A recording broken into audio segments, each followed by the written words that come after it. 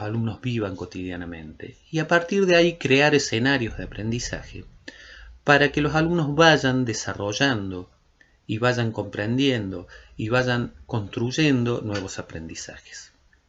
Supongamos que estamos trabajando el esquema corporal, el conocimiento del cuerpo, cómo es el cuerpo de uno, qué partes tiene, cuáles son sus límites, cuáles son sus formas, cuáles son las posiciones y movimientos que puedo hacer con cada uno de estos cuerpos.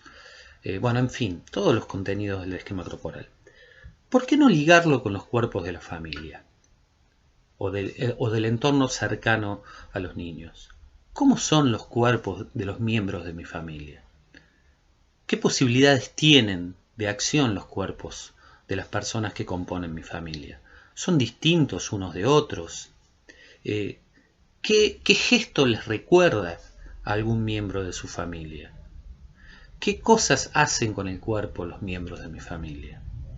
¿El cuerpo de mi papá o de quien sea es más grande que el mío? ¿Por qué? Bueno, todos estos interrogantes van a surgir a partir de situaciones reales. Solamente les estoy dando un ejemplo. Y a partir de esa situación real, poder desencadenar una serie de contenidos que la secuencia didáctica plantea como muy importante este nexo hacia lo real para que estos contenidos y que estas apropiaciones y construcciones en los alumnos sea realmente significativa, es decir, que le encuentren sentido.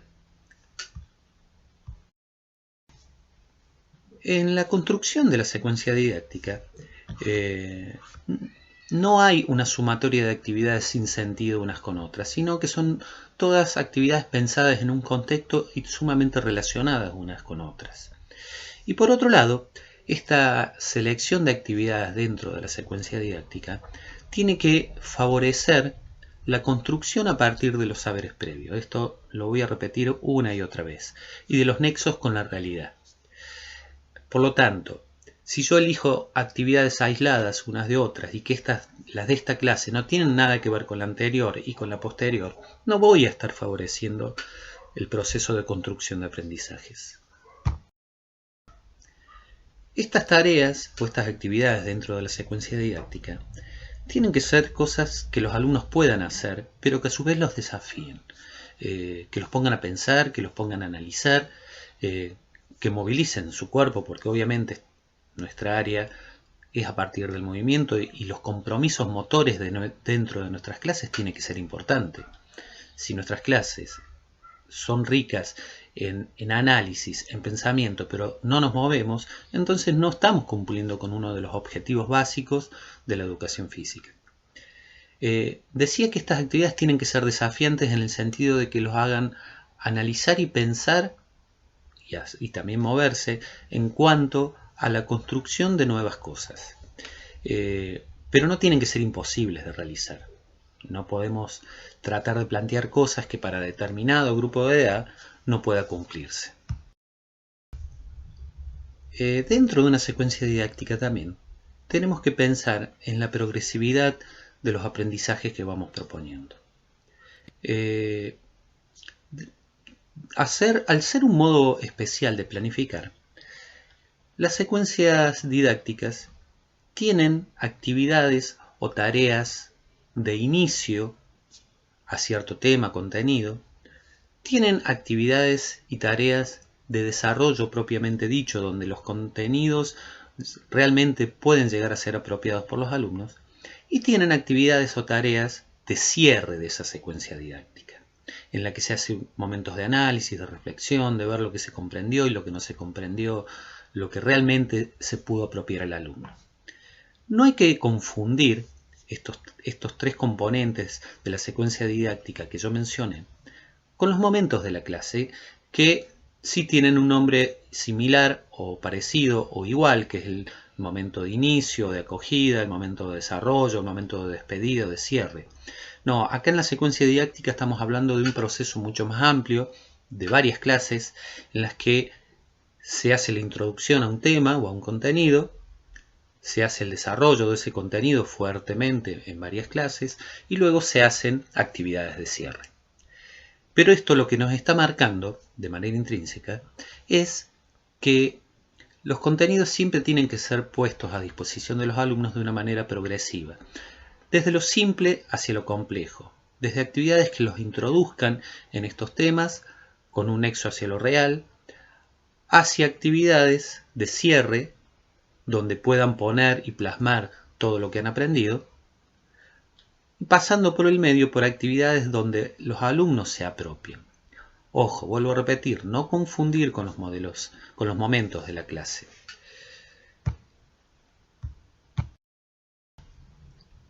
Al ponerles a disposición o contarles lo que es una secuencia didáctica, no pretendo que ustedes planifiquen como una secuencia didáctica, porque tiene y requiere ciertos instrumentos de planificación que no vamos a utilizar por lo general. Pero sí poner de relevancia que nuestras clases tienen que ser partes de un proceso, no pueden ser situaciones aisladas unas de otras.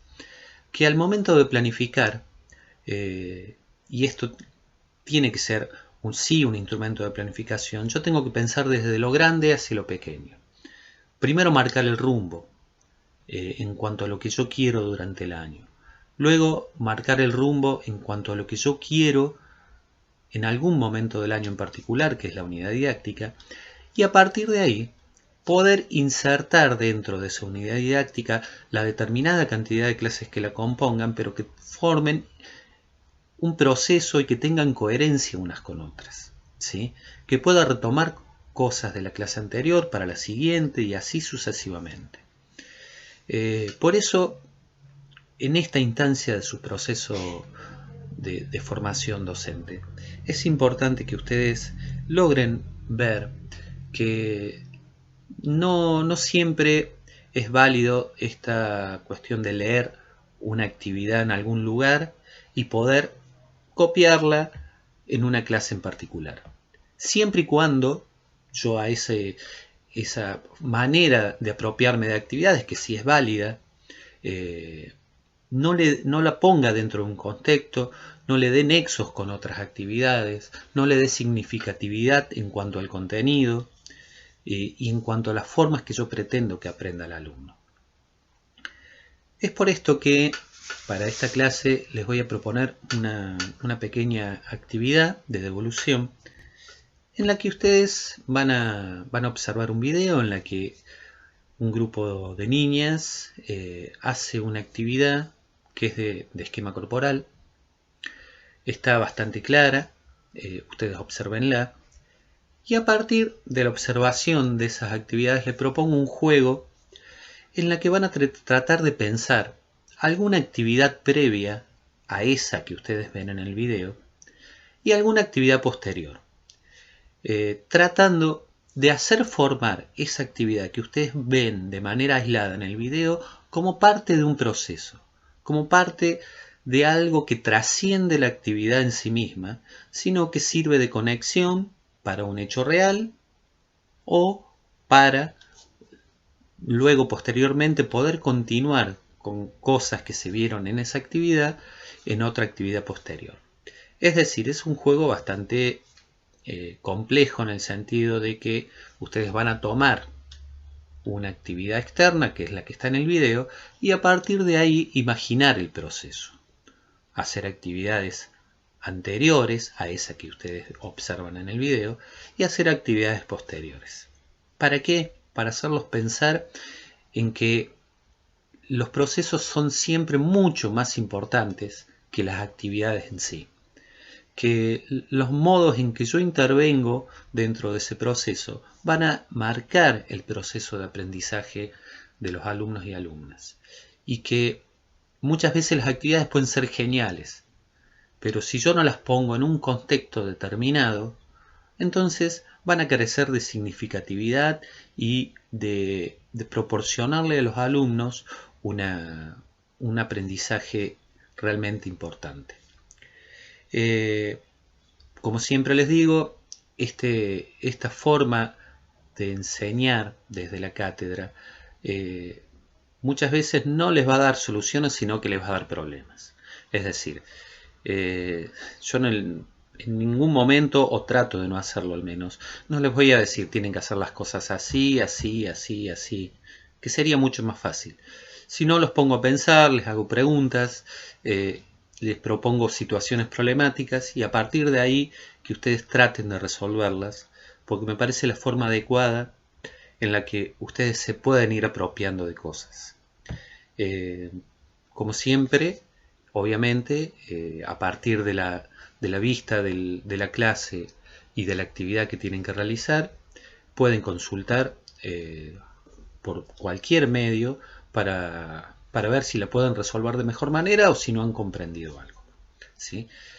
Bueno, les dejo un abrazo y que tengan buena jornada.